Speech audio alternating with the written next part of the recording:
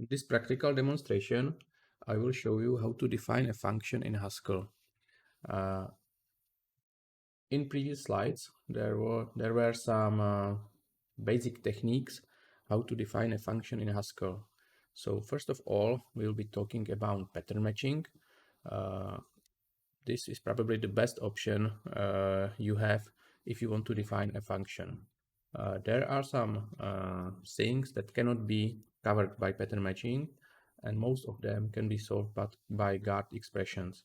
In this case, you can define a guard, some condition, and if it's met, then the right side of the guard will be used as a function definition. Finally, there are some other constructs that can be used to define a function. On function level, it's the where part, where you can define local functions, and there are also some possibilities for the expression. In the previous part, we were talking about function application and about operators. So we already know that in the expression that defines a function, we can use operators and functions, but there are other constructs that we can use. So there is an if expression, case expression, and let expression. All these are expressions. So for example, they return a value. So if here is not a statement but an expression, so the question if we can skip, for example, the else part is meaningless because the if is an expression, so it needs to return a value in both cases, if the condition is true or even if it's false.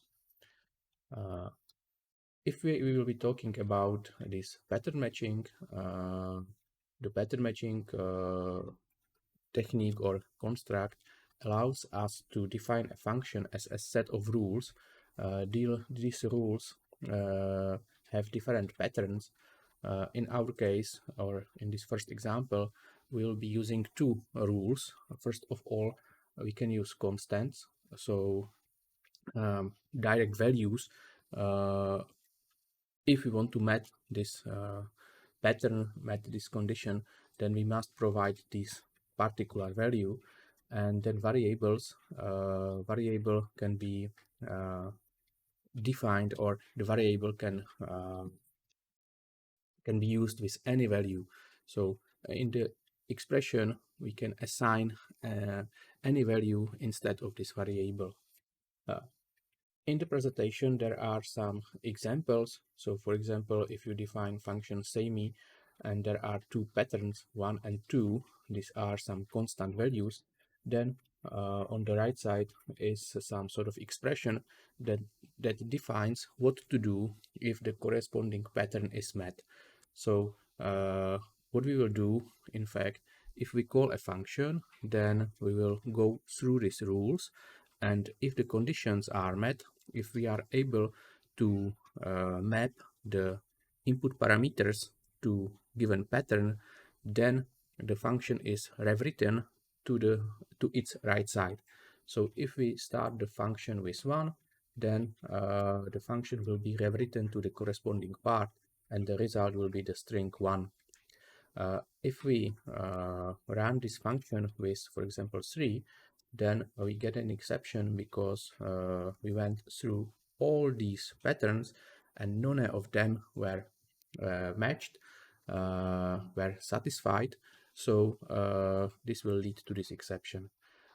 If we use a variable, it's this last example, then we can match x with any value. So if we define the function semi like that, then it can be started with any value corresponding with the corresponding type, and the result will be something else. So if we are talking about recursion, maybe the best or simplest example will be function factorial. You already know factorial from math. So the factorial of some number n is defined recurrently. So it's n multiplied by factorial of n minus 1, and so on and so on. until we get a number like 1, and at the end of this recursion we define that factorial of number 1 is 1, or factorial of 0 is 1. So if we have this mathematical definition of factorial, then we want to write this function factorial in Haskell. And in this practical demonstration, I will show you different options how to write factorial in Haskell. So first of all, we spoke about the pattern matching. So first option is to write factorial using the pattern matching. In fact, from the definition, we know that there are in fact two cases. One is this general rule that defines the factorial for some value n, and the second is this end of the recursion. So we must end the recursion somehow. So let's say that factorial of number 0 is 1, and the second rule will define that factorial of some number n is n multiplied by factorial of number n minus 1. If we define the function like that, we can try it. So I already loaded this file video.hs into this Glasgow Haskell interpreter. So I just reload the file, and now I have access to function factorial 1, and I can compute the factorial. On the slide number 32, you can see how this function is rewritten. So first we try to solve the factorial of number 5. We are going through these rules, and we search for a rule that can be applied in this particular case. So it's not a 0. The only rule that we can use is the rule with the variable n. So the factorial of 5 will be rewritten as 5 multiplied by factorial of 5 minus 1. So 5 multiplied by factorial 4. And recurrently we will continue, and we will reduce the function factorial of 4. We will rewrite it as 4 multiplied by factorial 3. So we will get an expression 5 multiplied by 4 by multiplied by factorial of number 3, and so on, until we get the last step, where we want to compute factorial of number 0. And in this case, the first rule will be applied, and it will be 1. And we get the desired computation. So 5 multiplied by 4, 3, and so on. So the result will be 120. From this perspective, you can see that, for example, we cannot change the ordering of these rules. So if we change, and the first rule will be the rule containing variable n, and the second one will be the rule that defines that 0 is 1, you can see that it leads to an error, because there is no way for the system to get to this rule, because if we have a variable, we can write anything instead of this variable. So this rule is, let's say, insignificant in this case, because the system will always apply any value and rewrite it using and rewrite this value using this first rule. So one remark here is that the ordering of these rules is important, and they are taken from the top to the bottom, and the first one that can be applied is applied during the computation. Second option, how to write a factorial, is using this guarded expression. We can freely combine pattern matching with these guard expressions.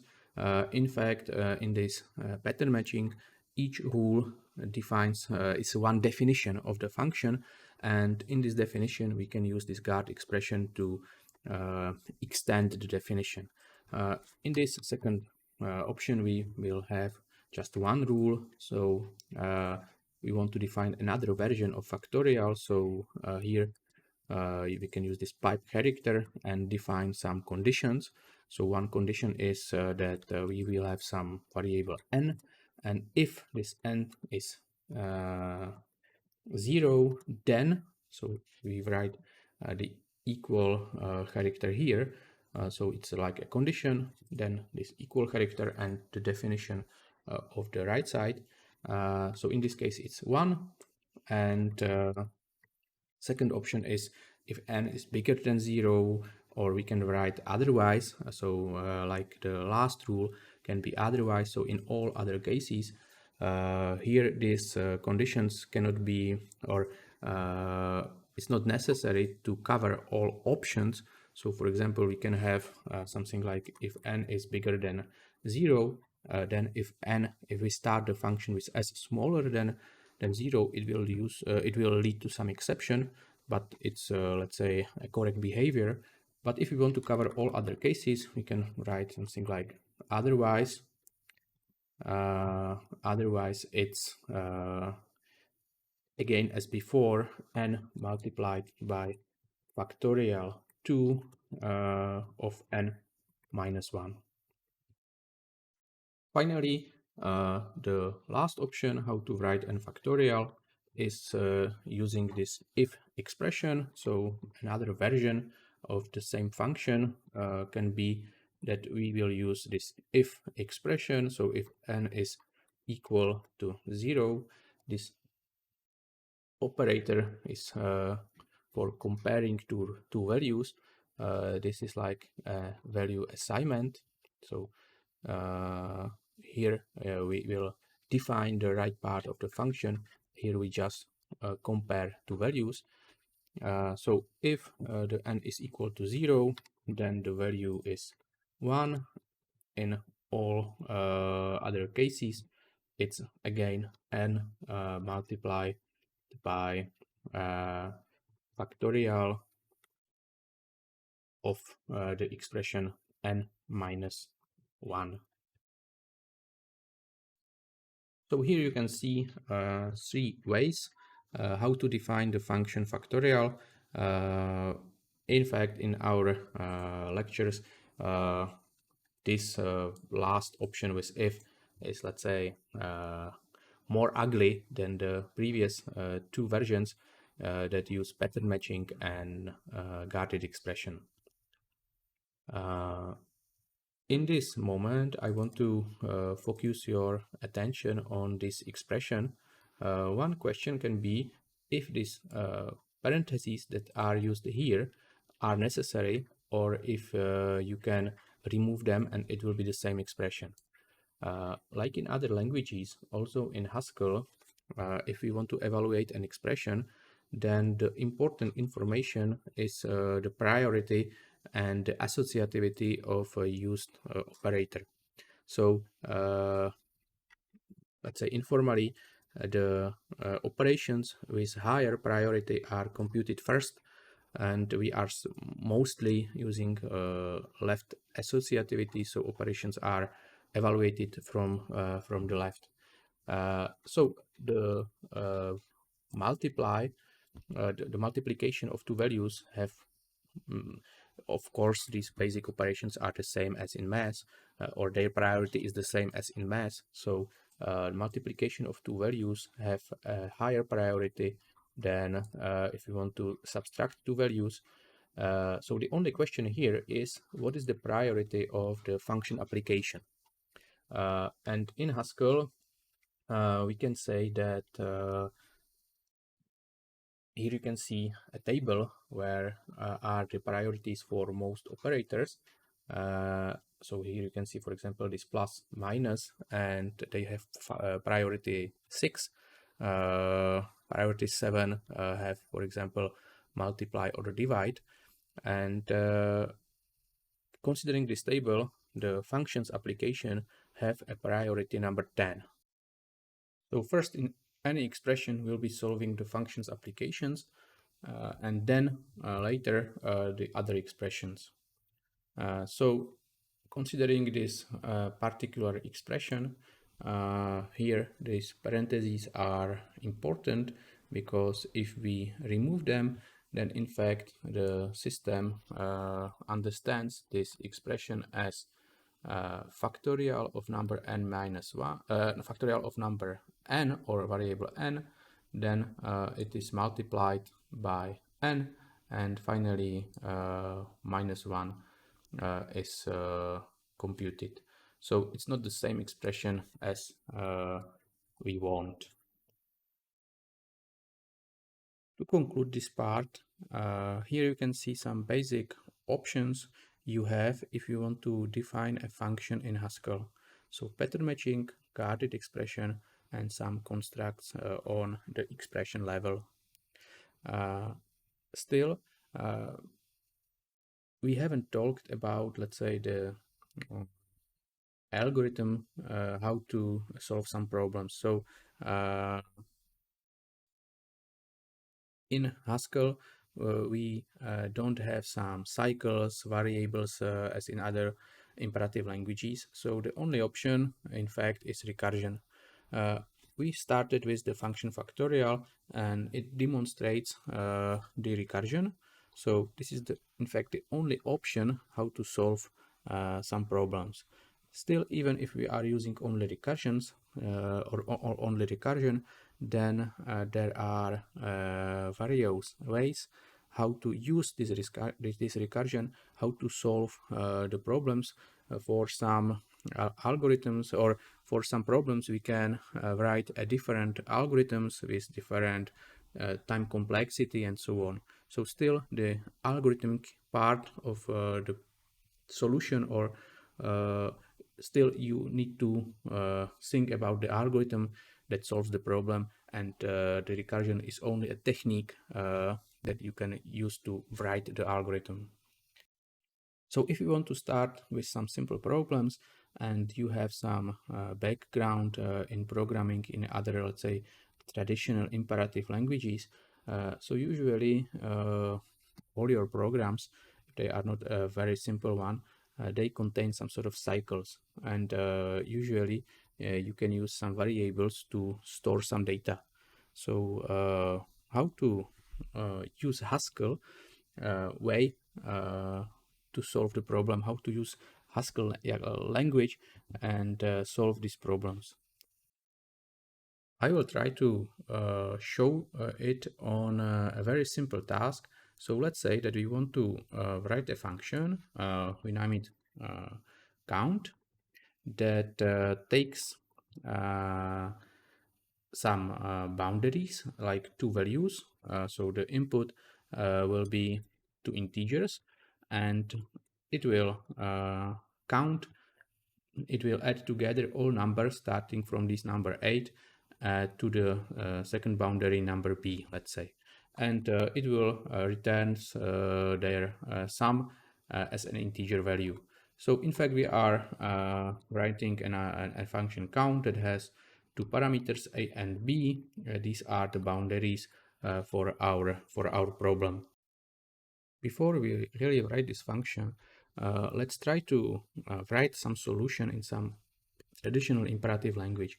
Here I will just write some solution, let's say it will be in C++ or C#. For this basic construct it will be the same or nearly the same. So let's say that we want to write a similar function count in some C++. So it will be a function that returns an integer, and it has two parameters a and b. This will be the boundaries for our computation. So what we will do, probably we will introduce some sort of new variable, let's say result. At the beginning it will be 0, and then we will write some sort of cycle. So we can use, for example, some, let's say, while, where we say, okay, we started with a, and if this a is smaller or equal to b, then we will perform this step in the cycle, and in each step we say that we take the result and we add current a, and of course we will increase the a by 1. So here in each step of the cycle, if we get a boundaries, let's say 3 and 10, so it will be 3 plus 4 plus 5 plus 6 and so on until we get the value 10. In our simple solution, we assume that a is smaller than b. Of course, it's if it's not the case, then the function will run forever, but it's right now we assume that these input values are, let's say, correct. And finally, at the end, we return the accumulated value that is stored in this result. So here we have a very simple cycle, and we want to rewrite this cycle recurrently in Haskell or using recursion in Haskell. Sometimes, if we are talking about recursion, we say that it can be removed using a cycle, or it can be rewritten as a cycle. So, of course, also an opposite way should be possible. So we can rewrite a cycle as an recursion. So as a first step in our solution, let's focus on this cycle while. So if we want to transform this while into a recursive function, so let's say that we want to create a function loop. If we look at the cycle, in fact, in each step of this cycle, we are using 3 variables. So in this condition, there is this a that we are incrementing in each step. Second, there is this b for the test, and finally, we are modifying this result. So where we can store these values. In our imperative solution, we have used this variable result and parameters from this previous function. What can we do in Haskell? Where can we store some values? As I said before, there are no variables, no local variables like in languages C++ or C#. So the only place where we really can store some data are parameters. On the other hand, if we want to add some new data, some new parameters, we can always define some new function and add these parameters to these new functions. So in our case, let's say that we have this loop. It will need 3 parameters. So it will be a, then b, and finally some sort of result. And what we will do in each step of this cycle. So in fact, there are two variants, two options. So if a is smaller or equal to b, then we will do next step, or we will repeat the cycle. So in fact, this can be modeled as calling the function loop again. So this is the recursion. So we will perform again the loop cycle, and what we will do with parameters. So we want to increment a, so we will add 1, b is the same, and result as in our command, or as in our previous code, is result plus a, so something like that. And if this condition is not met, so otherwise, in fact, if the condition is not met, then the cycle ends and will return the result. So this is the result, let's say what remained from the cycle. In fact, a and b were not used in our computation, just this result. So now we have this function, and we need to use it in our function count. So we start this loop, and what we will do, we will put some initial values in a and b, and in fact these are the parameters that we obtained, and at start the result was 0. So also here, the result at the beginning will be 0.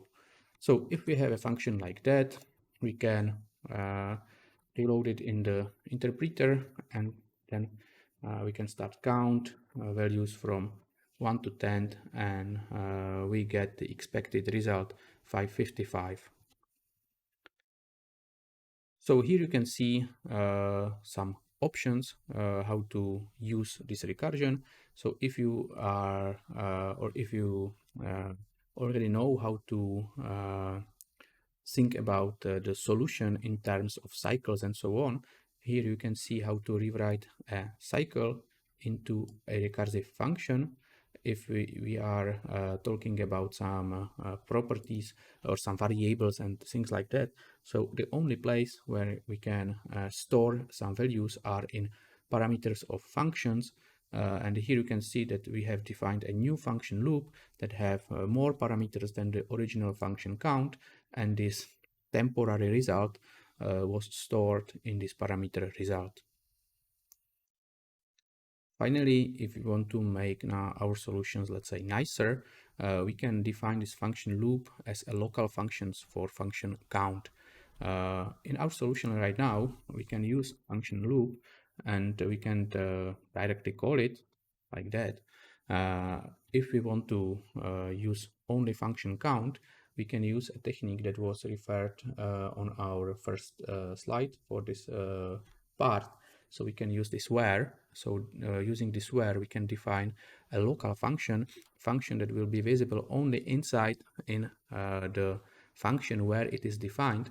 So we can define the function loop as a local function in function count. So if we use where, we can define the local functions, and the local functions are recognized based on this indentation. So they have a bigger indentation than the original one. So like that. So now the function loop is local, and it is visible only in the function count. So in this global scope, it's not visible. We cannot use it anymore. Second advantage of these local functions, so they don't pollute, let's say, the global scope. The second advantage beside that is that we are able to use variable from the outer scope, in our case, from the outer function count. So this a and b are visible in a function loop. In fact, the variable a we are changing, so the parameter a is overwritten in the function loop, but we are doing nothing with this b. We just use it, and we just check its value in this condition, in this expression. So we can safely remove the second parameter and still use the variable b. So if we change the function like that, so now it has just two parameters, but still it's using the b from the outer scope, from the function count. And it's possible because the function loop is a local function defined inside the function count, and like that it has access to the parameters of the outer function. So finally, we have a nice solution to our problem. So we have a function that performs this similar computation as this piece of code that can be in C++ or C# or even in Java. So we get a function that shows how to rewrite a cycle into recursion. Moreover, we can see that we can store some data in parameters if needed.